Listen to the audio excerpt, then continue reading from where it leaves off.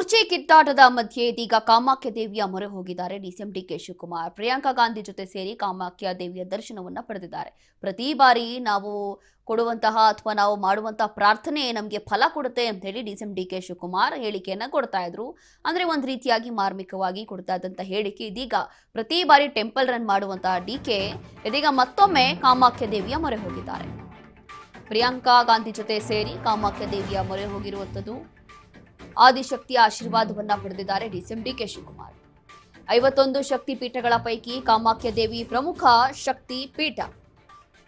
ನಾಗಸಾಧುಗಳು ಅಘೋರಿಗಳ ಆರಾಧ್ಯ ದೈವವಾಗಿರುವಂತಹ ಕಾಮಾಖ್ಯ ದೇವಿ ಪುರಾಣ ಪ್ರಸಿದ್ಧ ಶಕ್ತಿ ಪೀಠಕ್ಕೆ ಡಿಸಿಎಂ ಡಿಕೆ ಶಿವಕುಮಾರ್ ಅವರಿಂದ ವಿಶೇಷ ಪೂಜೆ ಸಲ್ಲಿಸಲಾಗ್ತಾ ಇದೆ.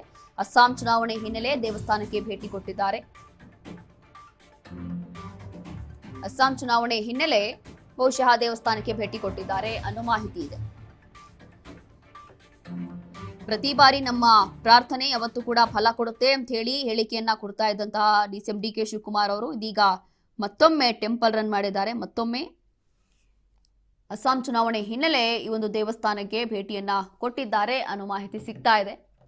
ಪುರಾಣ ಪ್ರಸಿದ್ಧ ಶಕ್ತಿಪೀಠಕ್ಕೆ ಡಿಕೆ ಶಿವಕುಮಾರ್ ವಿಶೇಷ ಪೂಜೆ ಸಲ್ಲಿಸಿದ್ದಾರೆ.